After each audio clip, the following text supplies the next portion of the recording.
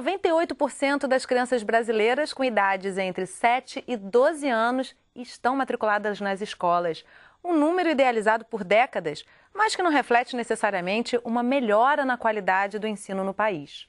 Entre 65 países, o Brasil ocupa a posição de número 53 na análise do Programa de Avaliação Internacional de Estudantes, o PISA. 28% dos brasileiros têm analfabetismo funcional e 35% dos alunos que chegam ao 5º ano de escolarização não conseguem ler. Como reverter esse quadro? Que influência os programas sociais exercem nos avanços do sistema de educação brasileiro? E as novas tecnologias estão contribuindo? Hoje nós conversamos sobre educação básica no Brasil com Lia Faria, professora do programa de pós-graduação em educação da Universidade do Estado do Rio de Janeiro. Lia, muito obrigada pela sua participação no nosso programa. Eu queria trazer primeiro os dados que eu levantei aqui na abertura do programa sobre essa questão do analfabetismo funcional. Quer dizer, o ensino básico não está conseguindo, de fato, se mostrar presente o suficiente para fazer o básico. Ensinar a ler e entender a leitura, é isso? Exatamente. Quer dizer, eu acho que um dos grandes nós da educação no Brasil começa no início, que é a alfabetização. Começa na largada, né? Exatamente. Então, eu acho que as pessoas falam de vários temas dentro da educação e nunca deram a atenção e a prioridade que todos os países desenvolvidos deram à alfabetização nas séries iniciais. Porque o ensino fundamental, que vai do 1º ao 9º ano, ele tem que ser capaz de preparar para a cidadania. E ninguém é cidadão sem saber ler, escrever, dominar as 4 operações e ser capaz de interpretar um texto. Então, se você observar o ensino no Brasil, acontece uma coisa absurda. Por exemplo, os professores recém-formados, os professores inexperientes, ou até aqueles professores que às vezes a direção quer punir ou perseguir, ela coloca nas turmas de alfabetização. Né? Isso como se fosse o menos importante. Não, se você pensar num país como a Finlândia, que é a melhor educação do mundo, todos os professores têm mestrado, é considerado uma das melhores profissões da Finlândia, e os professores melhores remunerados, e onde se coloca mais importância, é o professor da alfabetização. Então, se você pegar historicamente, né, eu trabalho com história da educação, a questão da educação no Brasil, ela tem, para mim, 2 nós. O primeiro, sem sombra de dúvidas, é essa pouca atenção e essa falta de percepção, de concepção de que educar é alfabetizar. Como dizia o mestre Paulo Freire, alfabetizar é aprender a ler o mundo. Então, nós estamos permanentemente sendo alfabetizados. Eu trabalho com graduação e pós-graduação na universidade e os meus alunos e eu mesma, na relação com eles, nós estamos sendo alfabetizados, nós estamos permanentemente aprendendo o tempo todo, aprendendo a né? ler o mundo, né? Esse novo mundo, século XXI, contemporâneo, com essas tecnologias, essas mídias, como você falou. Só que o que ocorre com as mídias? Se você mostra, pelos próprios dados que você trouxe, que o país continua analfabeto, porque quase 30% de analfabetismo funcional, de pessoas que, na verdade, não sabem ler e interpretar um texto, você sabe que esse número é muito maior das pessoas que têm poucos anos de escolaridade e que aparecem fora desse analfabetismo funcional. E é uma base fundamental, né? Porque o aluno que consegue ter essa leitura de mundo, ele pode até ter a própria formação, né? Ele pode muitas vezes ser um autodidata, caso ele não consiga dar continuidade nesse ensino. Se você sabe ler e escrever bem, se você é capaz de ler um livro e interpretar um texto, você pode ser um autodidata, como você disse. Hoje a educação à distância está bombando cada vez mais, inclusive na pós-graduação, mestrado, doutorado à distância. Só que para você ser um autodidata, para você fazer EAD, educação à distância, você tem que ter um domínio mínimo, né, da letra e da língua portuguesa. Então, você precisa aprender a ler nas entrelinhas, claro, a língua portuguesa, ela é um símbolo pátrio, é uma questão de civismo, de nacionalismo, é uma questão de identidade nacional. Porque o nome, ele denomina, ele nomina. Então, se você é incapaz de dominar a palavra, você é uma pessoa incompleta. Você não é um cidadão e você nem completou totalmente a sua própria humanidade. Porque para você ser pleno e humano, você tem que ter essa relação entre pensamento e linguagem. Porque o que te faz raciocinar, formular, é a relação entre pensamento e linguagem. Então, não dominar a própria língua é realmente uma catástrofe. Nós vemos, né, a fragilidade dos nossos políticos e das nossas políticas, essa falta de percepção, de concepção de para que serve a educação, quando você percebe que ao longo desses anos todos, eu tenho mais de 40 anos de profissão. Eu ia falar disso, da sua trajetória, uma trajetória longa e que passou inclusive por uma Secretaria de Educação do Estado do Rio. Enfim, de onde é que nasceu essa paixão, Lia? Até porque você fala de uma forma muito apaixonada sobre o ensino, sobre o aprendizado contínuo. Eu acho que, como tudo na vida, né, eu digo que o amor é construído, né? A paixão, eu acho que é uma coisa assim que dá e passa, né? Eu brinco que paixão dá calor, você perde o apetite, mas ela dá e passa. A pessoa vê permanentemente totalmente apaixonada, ela morreria. Mas o amor é alguma coisa que você constrói, né? Eu acho que é uma relação amorosa, né, entre eu e a educação. Né? Na verdade, eu fiz escola normal, que era muito assim, esperado ainda para mulheres da minha geração, da geração dos anos 60.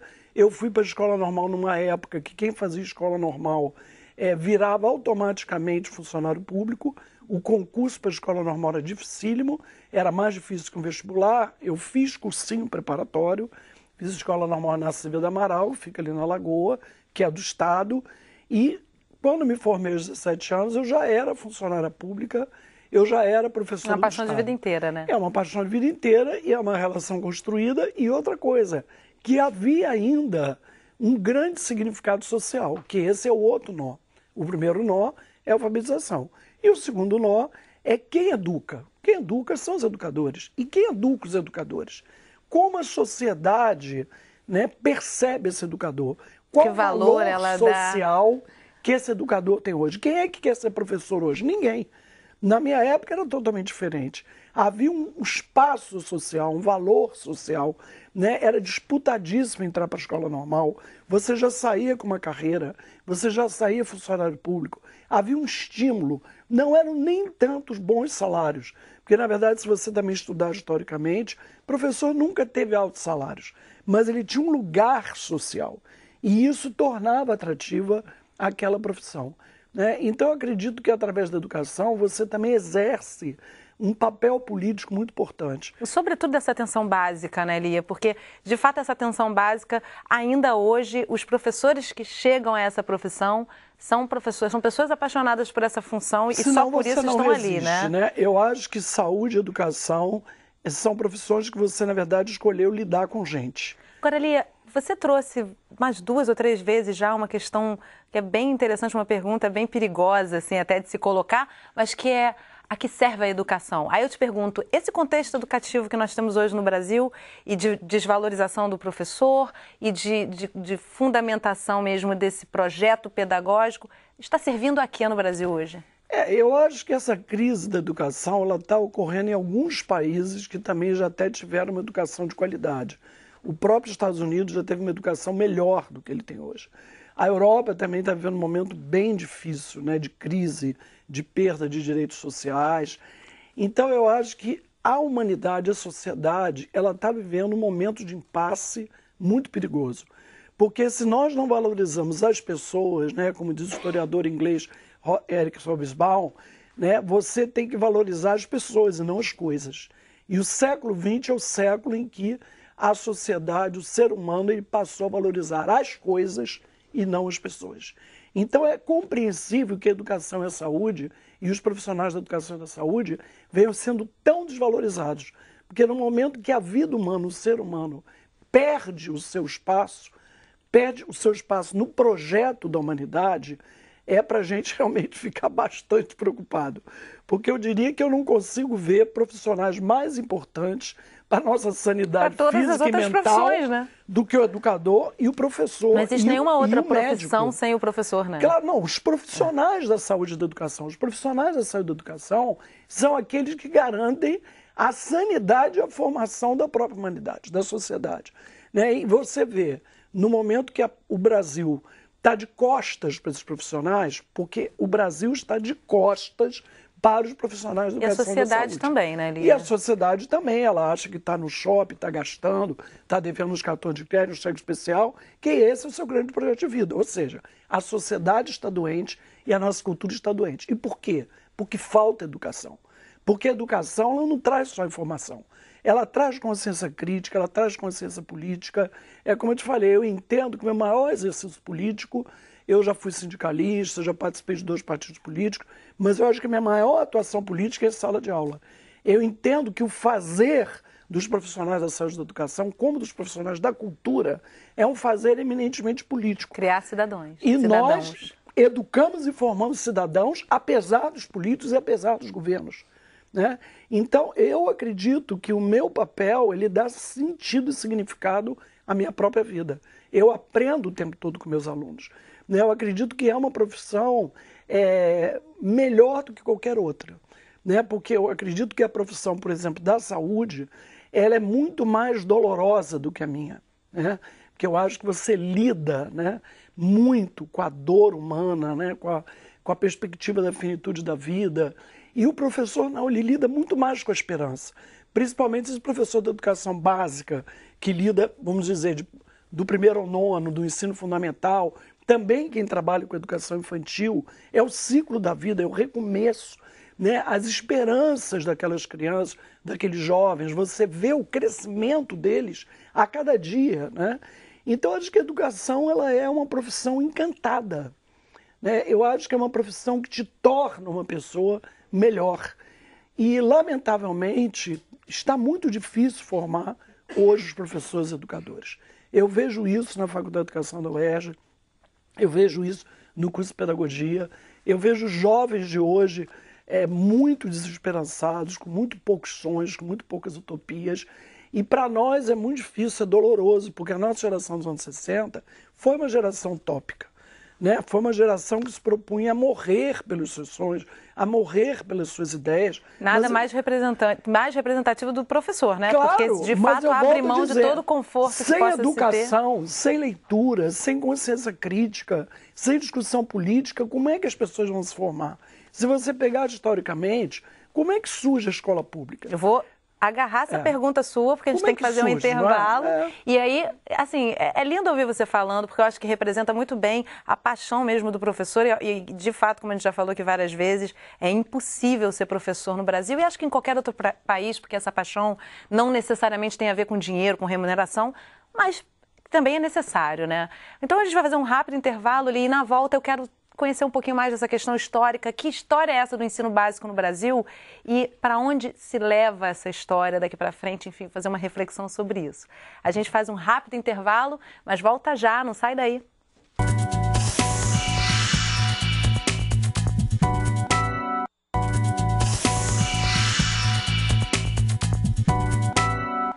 Estamos de volta conversando sobre a educação básica no Brasil. Com a gente no estúdio, Lia Farias, professora do Programa de Pós-Graduação em Educação da Universidade do Estado do Rio de Janeiro. Lia, a gente está aqui falando sobre paixão, sobre essa motivação que leva todo professor adiante, mesmo com todas as dificuldades, né, que o sistema brasileiro de educação, seja público ou privado, traz para o professor.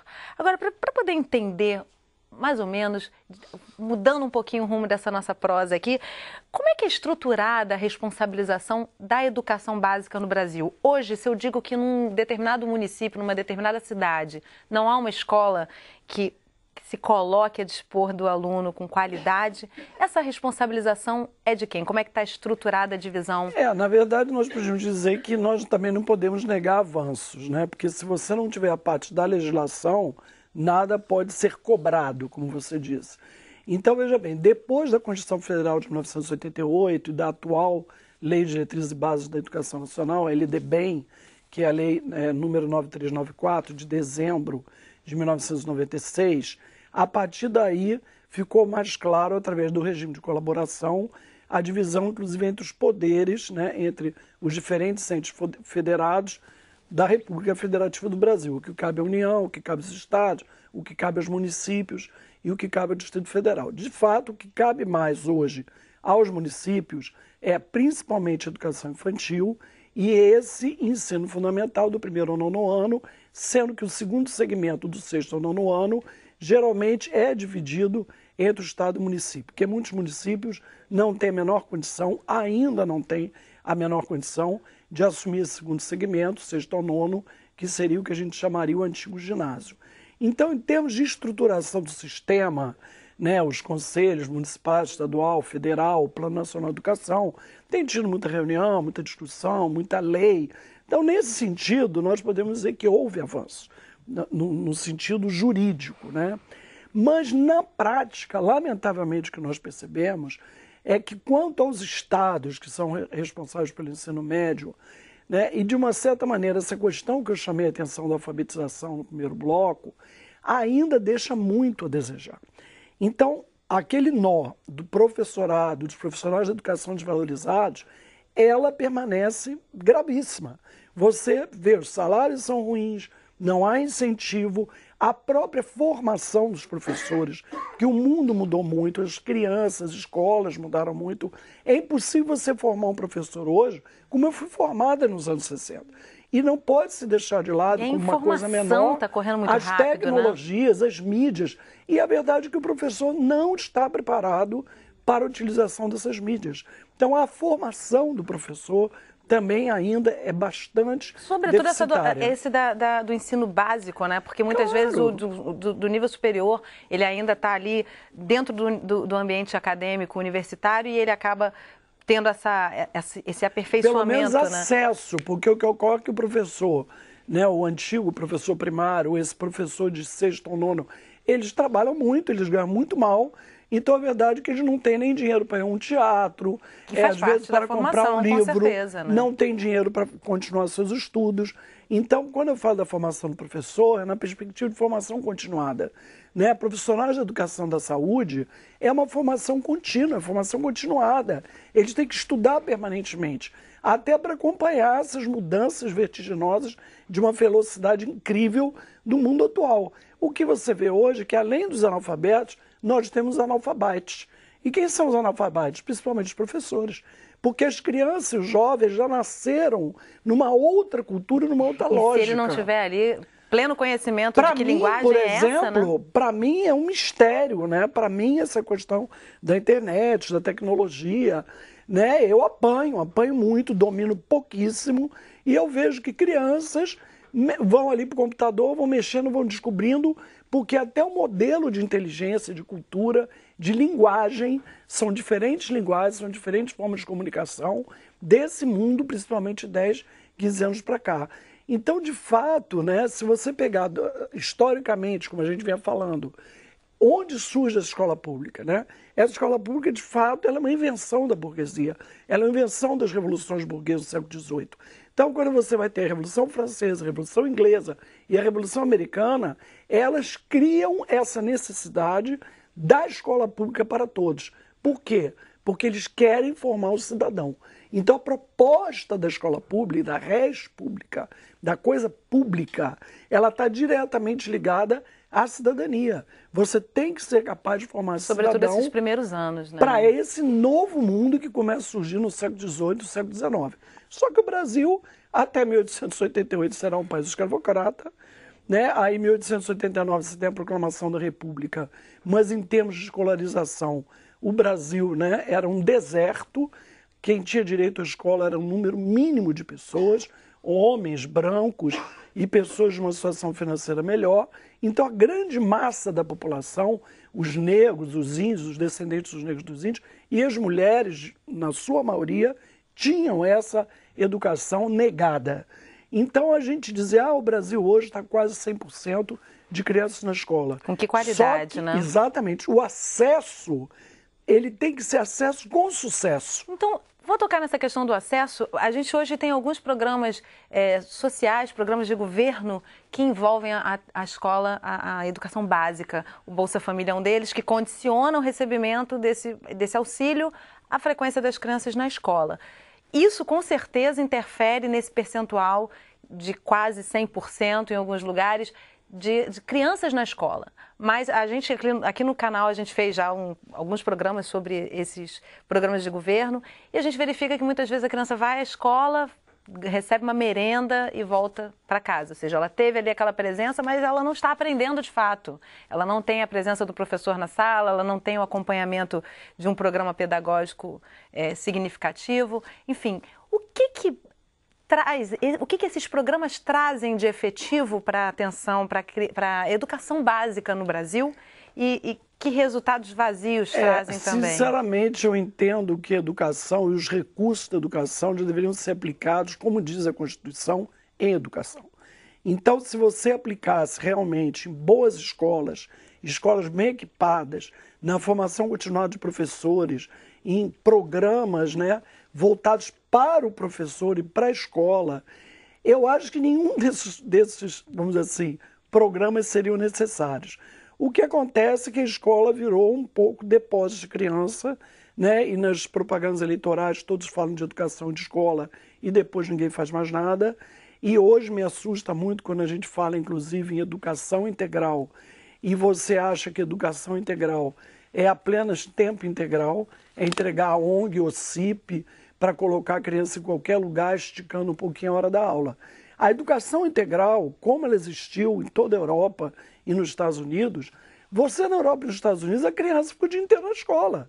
Agora, é na escola, não é no clube, na igreja, ela fica na escola, né? E com atividades escolares, pedagógicas, educativas. Então, é uma concepção de educação integral que forma o homem, que forma o ser humano, que forma para a cidadania. Se você pegar o modelo brasileiro, que é um país de uma grande desigualdade social, dos muito ricos, né, e de pessoas paupérrimas, algumas ainda miseráveis, né, e uma classe média cada vez mais estrangulada, né, por essa taxa tributária absurda, uma classe média estrangulada por pagar um imposto de renda altíssimo e não ter direito à saúde pública, e não ter direito à educação pública. Então é um país totalmente, vamos dizer assim, nesse sentido social, equânime, de generosidade e igualdade social, é um país desagregador. Está lá desde aquele modelo inicial da educação, ainda voltado para... Claro, é um país que traz a marca da escravidão permanente, né? Matou os índios, matou os negros, sempre explorou os trabalhadores. E continua privilegiando uma elite. Continua privilegiando uma elite mínima. A gente recentemente, desculpa te interromper, mas até para a gente poder trazer um pouco dessas transformações que se buscam errando e acertando aqui e dali, mas recentemente a escola brasileira sofreu uma reformulação com a inclusão da classe de alfabetização dentro do ensino fundamental, 9 anos de ensino fundamental. O que muda na prática? Porque eu, por exemplo, sou de uma... Todos nós somos de uma outra época em que se tinha uma nomenclatura diferente e, para mim, pelo menos, parece que não se modifica muita coisa. Você repara o seguinte, quando eu estudei, vamos falar português claro, quando eu estudei, a escola era para brancos, para poucos, para classe média. Eu vim da escola pública. A escola para branco, para poucos, era de 9 anos. Ela era exatamente como foi feito agora. Eu fiquei 5 anos no curso primário. Então voltamos ao padrão antigo. Invenção da classe de alfabetização. Isso não existe. Quando vieram os anos 80, que acabou a ditadura, a primeira coisa que o governo Brizola fez no estado e no município, os governos do PDT ficaram no estado e no município, com a professora Maria da Leite Linhares, que era secretária municipal, era voltar à classe de alfabetização. Então, quando eu estudei nos anos 50, na escola pública, eram 9 anos. Quando acaba a ditadura, volta dos anos 80, aqui no Rio de Janeiro, no estado do município, se voltou à classe de alfabetização, se tentou fazer os CIEPs, Centro Integrado de Educação Pública, em horário integral. Então, eu te digo, não interessa para uma sociedade como a nossa, feita de privilégios e não de direitos, ter uma educação que conscientize, que forme o cidadão. Porque uma educação que conscientize e forme o cidadão, ela vai mudar a ordem que está estabelecida. Né? Não interessa pessoas conscientes. Porque como é que vai ser a bocada dessa meia dúzia que está aí sempre mamando? Porque como é que você vai discutir república, res pública, coisa pública? Como é que você vai discutir uma ideia de uma escola pública para todos, se você tem uma educação de 5ª categoria para os pobres, para os filhos dos trabalhadores e, de certa maneira, até para a classe média, porque essa classe média hoje está tendo que escolher entre pagar o plano de saúde e o colégio particular, então ela está pagando o plano de saúde para não morrer e está botando na escola pública onde falta professor de tudo, ou então tem os professores massacrados. E hoje tem uma coisa gravíssima acontecendo, que além de tudo isso que a gente falou, o professor no estado do Rio, principalmente, ele está perdendo totalmente sua autonomia. Está se comprando, inclusive, cartilhas dessas fundações Roberto Marinho, Fundação Ayrton Senna, pacotes, cartilhas prontas. O professor não pode mais criar, produzir, então ele, além de ganhar pouco, ele é humilhado e perde a sua dignidade, a sua própria identidade, porque ele não pode mais nem pensar. Ele recebe um pacote pronto para ele executar. Então, realmente, os meus alunos na Faculdade de Educação na UERJ, na grande maioria, eles estão se formando no curso de Pedagogia e abandonando a educação. Eu vejo todo dia com uma tristeza terrível meus alunos passarem nos concursos públicos para Mesquita, para Niterói e abandonarem. É uma pena, realmente. E agora, vamos torcer para que daqui para frente a gente consiga, com a modernização da informação, não, e temos que continuar criar lutando, gerações não é? pensadoras. Claro, né? Porque eu acho que quando o estou aqui no seu programa... A sua colocação sobre o pensar, que eu acho que é o né? mais fundamental de tudo, né? Uma sociedade que pensa, ela começa a desarticular como toda uma diz o Gramsci, o Antônio organização. Gramsci, que é um filósofo que eu gosto muito italiano, ele diz, não se faz política sem paixão. É preciso ter paixão política. E nem se ensina, nem se aprende claro, sem paixão. E você tem que acreditar. Eu vou até encerrar o programa com essa deixa, porque realmente é perfeita, né, Lia? Muito obrigada pela sua participação. Parabéns por essa trajetória na educação brasileira, que realmente tem um valor inestimável. Muito obrigada. Obrigado a você. Obrigada a você que acompanhou o Sala de Convidados Entrevista. Se quiser rever esse programa, entre no nosso site, canalsaude.fiocruz.br. Você também pode fazer comentários. O nosso e-mail é canal@fiocruz.br. Amanhã a gente conversa sobre ensino médio brasileiro. Eu espero você. Até lá!